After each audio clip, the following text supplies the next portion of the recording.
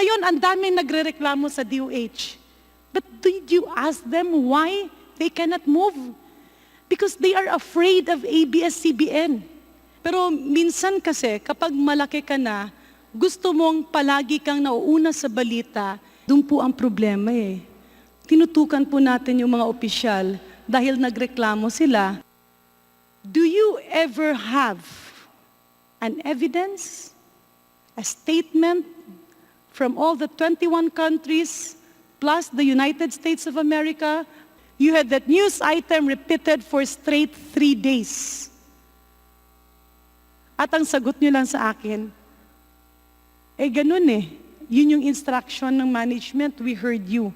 I even asked, when did TV Patrol interviewed me?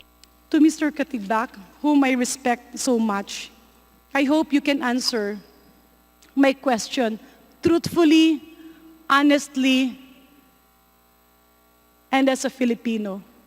Ginamit niyo po ba ang DUENGVXIA para mapalapit at akala niyo ay mapapalapit kayo kay Pangulong Duterte by hitting the previous administration?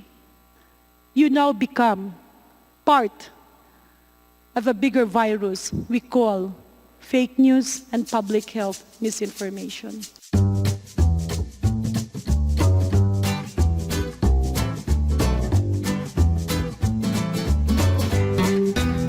In relation to what happened with Dr. Lyndon Lisoy, Your Honor, pardon me po, hindi po ako masyadong pamilyar doon sa pagbabasa ng letter that was apparently complaining about him. However, let me just say this. We are a large news organization. Our news platforms have been integrated since several years ago. And sometimes mistakes were made. We are far from perfect.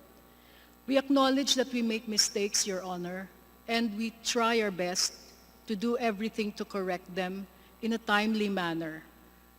Everything we do is really for the benefit of our viewers and for our public. Wala pong mali siya doon. Kaya nga po, hinigpitan namin ang aming editorial controls para mapigilan ang mga ganitong pagkakamali. It is a continuing effort to improve our protocols and our processes, as well as to professionalize our ranks even more, Your Honor. Mr. Chair, distinguished colleagues, there were 3 phrases that struck me. First, the answer on timely manner. Second, no malice. Third, you consulted experts. May I inquire, well, because when we talk about experts, we're not talking about personalities. We're talking about specialty societies, medical societies, and even the World Health Organization. So can you enlighten me? Or if you won't have time anymore, you can submit to us in writing. Sino po yung eksperto na sinasabi mo? You can just name the major expert that you have. Pangalawa, timely manner. Yeah, Mr. Chair, before that, just so we will not be deviated from the point of discussion, sino po yung eksperto na sinasabi nyo? I cannot remember at the top of my head, Your Honor, but I do remember that we had several news stories that we aired in our various platforms on DUENGVXIA that relied on officials of the health department at that time. However, I acknowledge that there were also non-experts interviewed during our commentary programs on radio, Your Honor. Yun po ang pagkakaiba nung mga content na nailabas po namin tungkol sa DUENGVXIA. Do you have an advisor or a consultant who guides all your stations and your TV networks, whom to interview, whom not to interview? One of our public health experts, one of the public health experts that we consulted and provided us information to guide our editorial decision-making was Dr. Susie Mercado. That was the height of the DUENGVXIA controversy, Your Honor. Mr. Chair, distinguished colleagues, I know Susie as a doctor. What made you choose her? I mean, I don't want this to focus on her. Ang tinitingnan po natin ay yung action po ng inyong network. Sa dami-dami po ng doktor sa buong Pilipinas at sa buong mundo, bakit po kailangan lahat ng mga usapin sa kalusugan ay kailangan nanggagaling kay Dr. Susie Mercado? Siya po ba isang infectious disease specialist? Did she ever practice in vaccinology? Did she ever handle an outbreak or a pandemic? Your Honor, no. She was also advising us on other matters related to public health at that time because we gave the issue of health attention in our news programs, Your Honor. Yun naman pong ibang eksperto ay ginawa po namin ang mga interviews sa aming mga news programs, Your Honor, and in the news reports. Yeah, Mr. Chair, if I may, mismo yung pagpipili niyo ng isang tao, I don't have anything against Susie Mercado, but on my case, I would say that no doctor holds the expertise of many. Kasi kung ang sinasabi niyo po, dun sa slide presentation niyo kanina, is that the true, ang katotohanan at paglilingkod sa bayan, ang layunin ng bawat mamamahayag. Hindi po ba na kapag kayo pumipili ng iisa lamang pong tao who will tell you, advise you, or dictate on you, hindi po ba sa gagawin yung ganyan, ang laki ng posibilidad na kung meron siyang personal na kalaban or meron siyang galit sa isang tao, magkakaroon ka ngayon ng pag-aaway-away among doctors because a giant TV station should have went through the Philippine Medical Association or even get the official statements. I mean, we know, of course, that she was interested for the WHO regional director post. And the WHO regional director post needs a lot of backing from the government. Mr. Chair, I believe I still have two more major issues that we'd like to handle. Pero ang ipinapakita lang po natin dito, kapag pala yung ABS-CBN, merong taong kinuha, at yung tao na yun, may galit sa'yo dati, o may galit sa mga tao sa departamento, o may galit sa pagbabakuna, o hindi mo na pagbigyan dati, and it will be like their time to pay you back simply because they have a huge TV network against their back, nakawawa naman po ang taong bayan. Mr. Chair,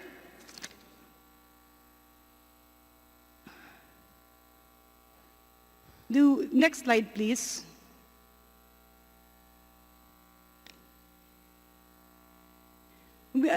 Earlier, Mr. Chair, I had one question to ABS-CBN.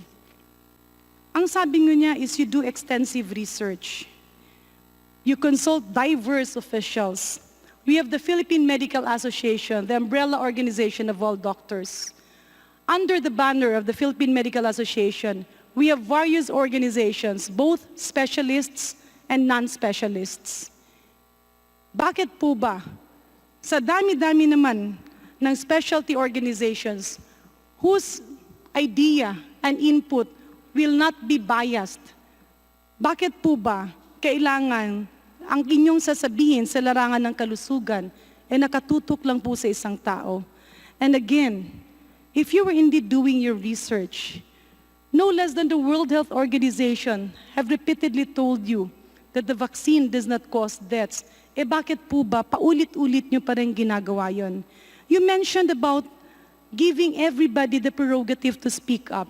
Mr. Chair, distinguished colleagues, I'm going to submit to this august body a review of the interviews, the corresponding airtime by a few of the people of ABS-CBN kung saan halatang halata po na parang ginawa ng black time yung inyong broadcast network para lang po sirain yung mga matitinong opisyal sa loob. na kapag yung isang tao gustong magpa-appoint at walang bakante, lalapit lang sa isang empleyado nyo, isang ospisyal nyo, para sila makapasok. Do you look at this as responsible journalism? And moreover, you mentioned timely manner. Ilan po bang otopsiya ang nakandak muna ni Dr. Erfe bago nyo ito hininto? And how long did it take you? A few days? A few months? Because if my memory recollection tells me right, hindi nyo po ito hininto hanggang nawalan na lang ng gana yung taong makinig. Mr. Chair, my last public health concern here.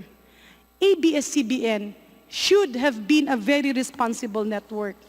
Nakasaad po sa kanilang franchise agreement as contained in Republic Act number 7966. Responsibility to the public. You should conform to the ethics of honest enterprise.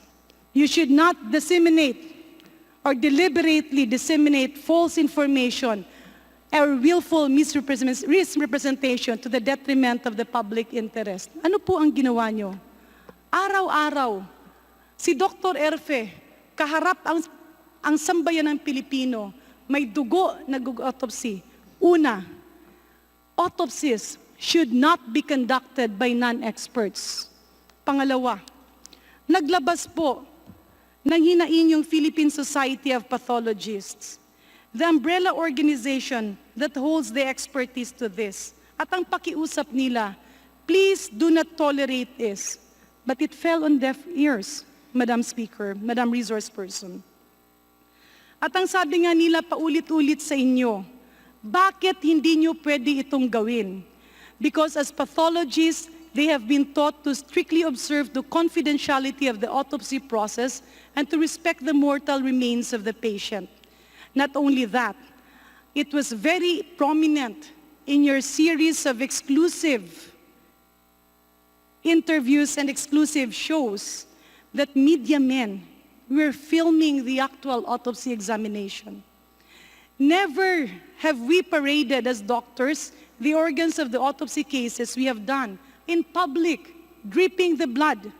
Not only was that inhumane and disrespectful to the dead, it was also dangerous on the part of the media people who were exposed to possible viruses and bacteria that may be present in dead bodies. Kailangan nyo po kasi talagang alagaan yung inyong mga empleyado dahil lang po ba kailangang makascoop, papupuntahin nyo sila at ipaparada nyo sila. It is tantamount to a public health menace. And Mr. Chair, distinguished colleagues, this was the cause of vaccine coverage plummeting. Now that you have heard from all over the world that viscerotropism and neurotropism does not exist in the so-called victims that you were calling.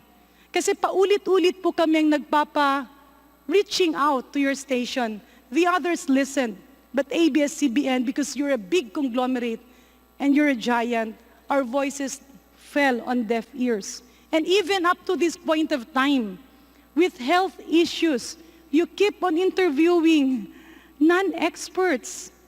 And the problem there is, kapag ikaw ay isang doktor, binigyan ka ng airtime ng ABS-CBN, the public now believes you.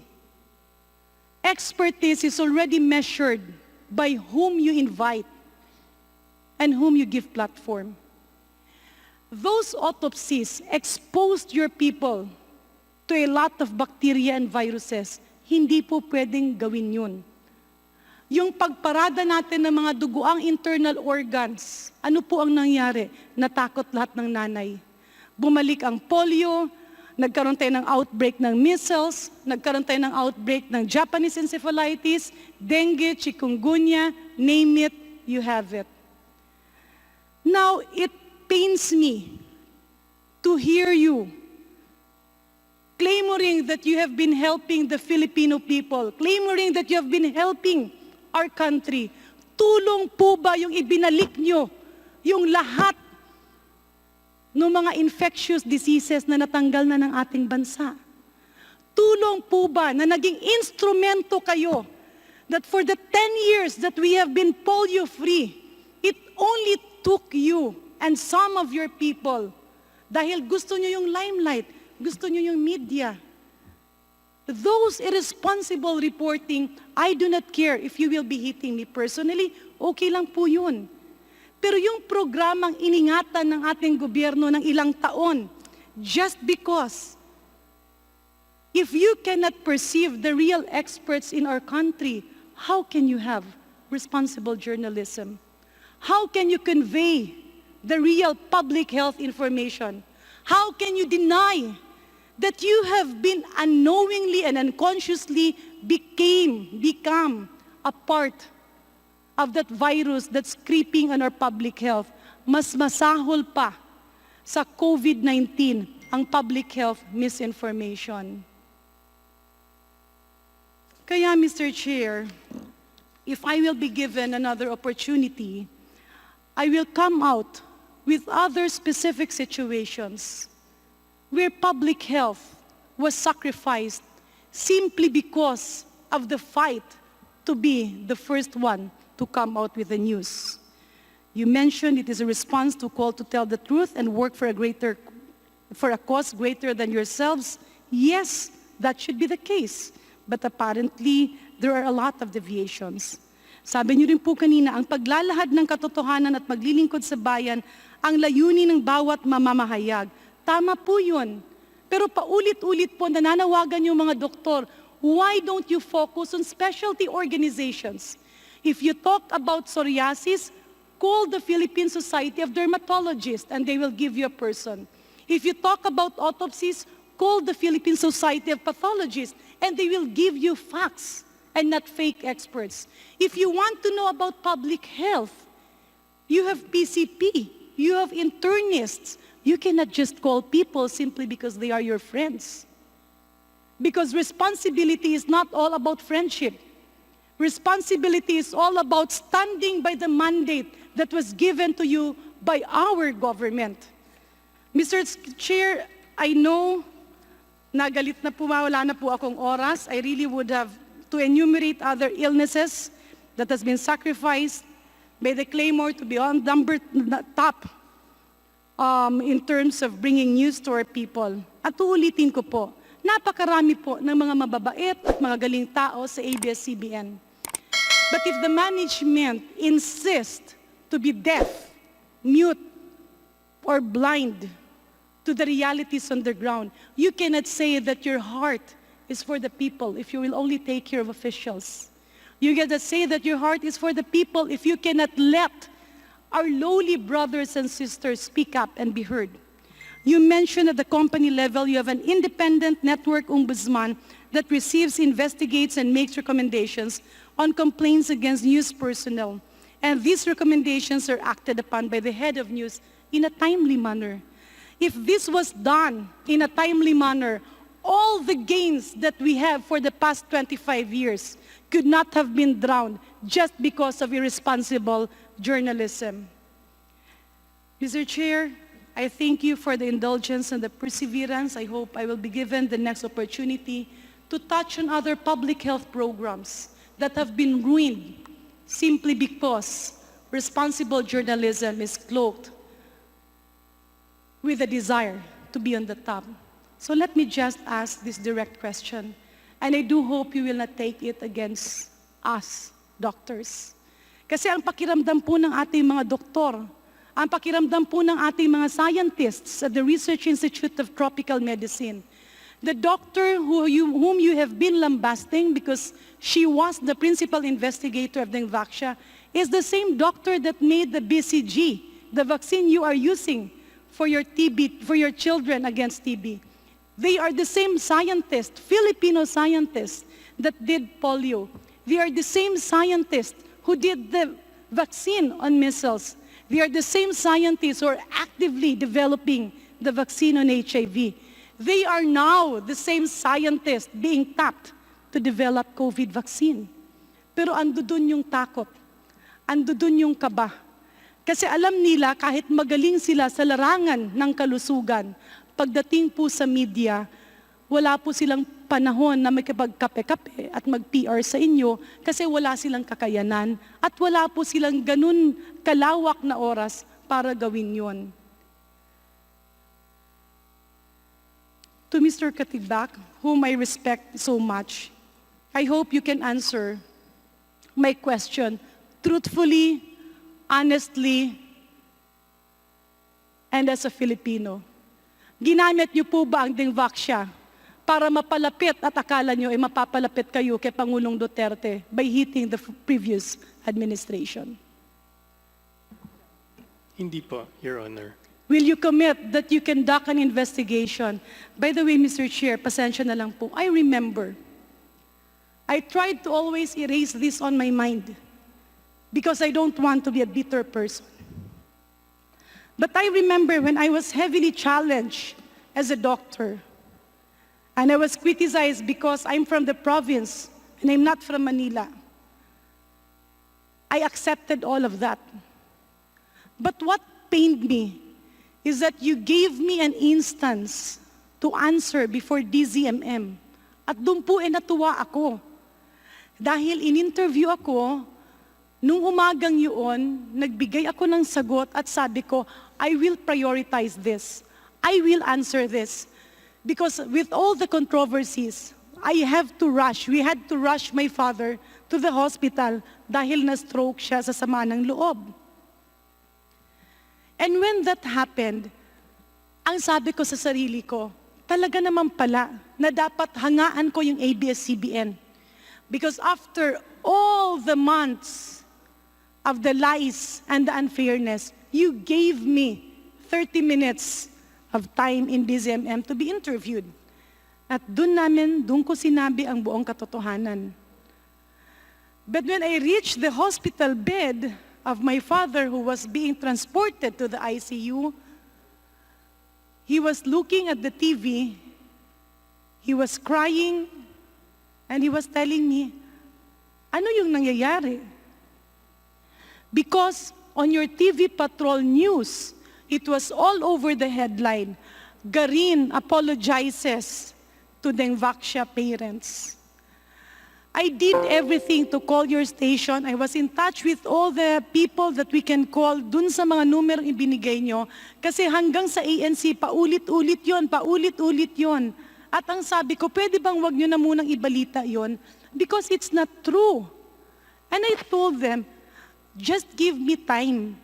Para lang yung tatay ko, mamatay man siya o makasurvive man siya, hindi niya dalhin sa pagkamatay niya yung sama ng nararamdaman niya because he heard me when I was being interviewed.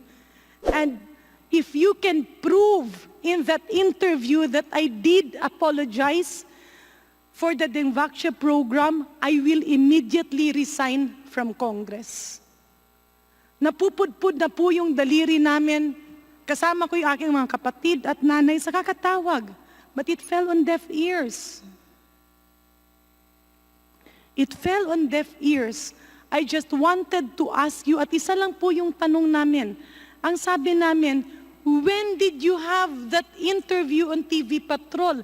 Naka-headline pa. And your people were telling me, ay hindi po.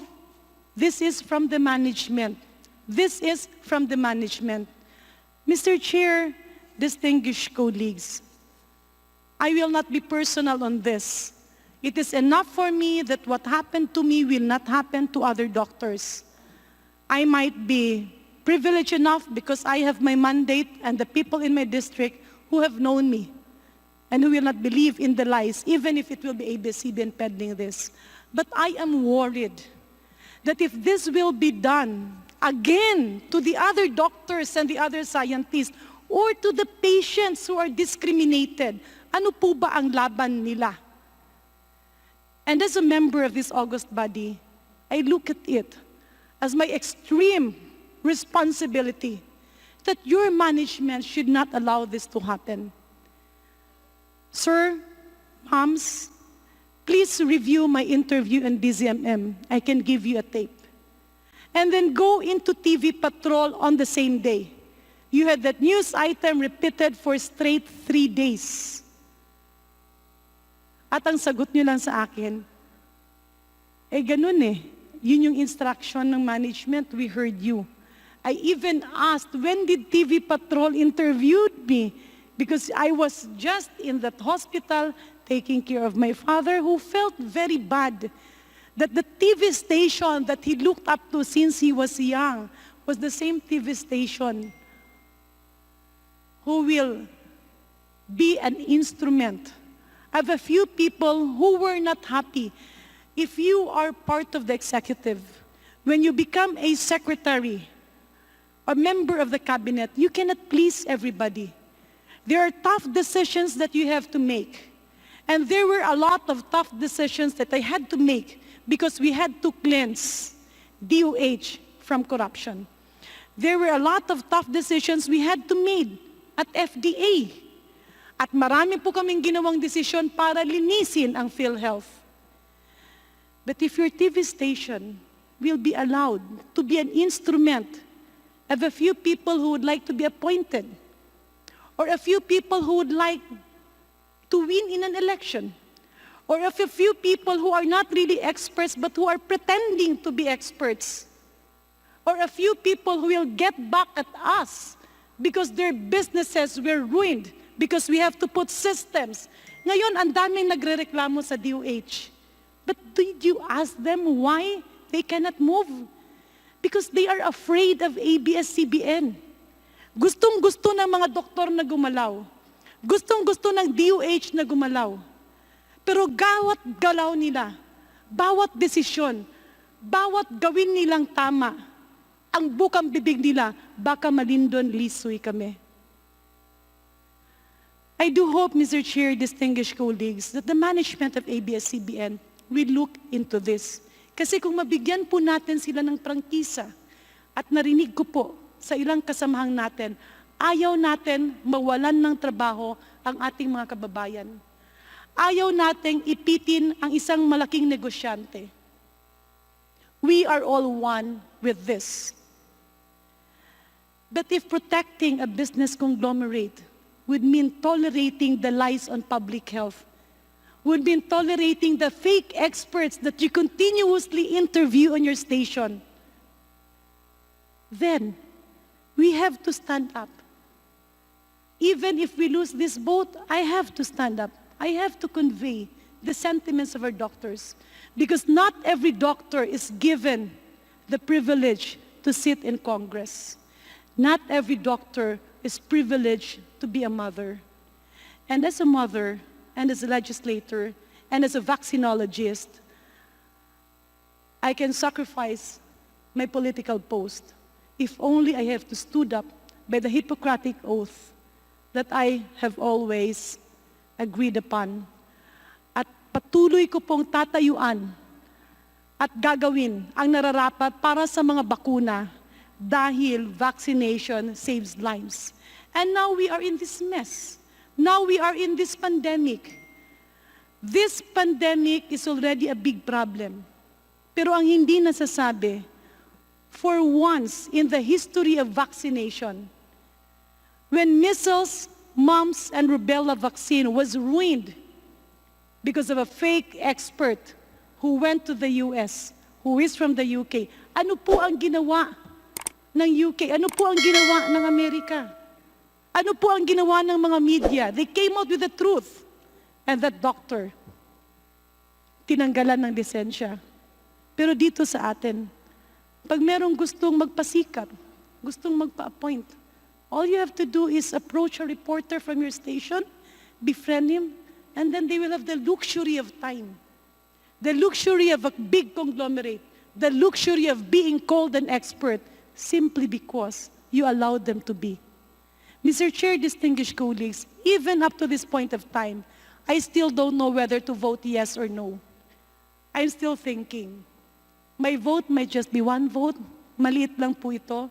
But it is enough for me that if ever we grant them the renewal of their franchise, all of this should be looked into by ABS-CBN. Because when you manage a corporation, success is not measured by money. Success is measured by the real difference that you give to our people. Not the difference that you mouth on the presentations that you make, but the difference that in your conscience you have. To the family of Asek Lyndon Lee Sui, I know that no words, nor even an apology can ABS-CBN can bring back his life. But when he died, defending himself, being very bitter, all that I can say is that maybe God has His purpose, and maybe the Committee on Good Government and the Committee on Legislative Franchises should be a very vital instrument. That big as you are, when you grow bigger and you grow bigger and you grow bigger, you always have to remember that at one point, you will never grow big if before God's eyes, you will be part of continuous public health lies. So I do hope that people who will be speaking before your station are real experts. And again, my last appeal. Please do not focus on personalities. Kami pong mga doktor, malaking bangayan kung saan ka nag-aral. Kung galing ka sa ganito, kung galing ka sa ganito, ikaw ba'y taga Manila, ikaw ba'y taga probinsya. That is why in some countries and in many countries, the Secretary of Health, the Minister of Health is a non-doctor. Because the countries do that so that the sitting Ministry of Health will be neutral, no biases. But if you get a certain person, and that certain person dictates whom to interview, what to say, what to put on the news, then you do injustice to the people who have probably refused her or refused him at one point in their lives. You now become part of a bigger virus we call fake news and public health misinformation. Maraming salamat po, Mr. Chairman.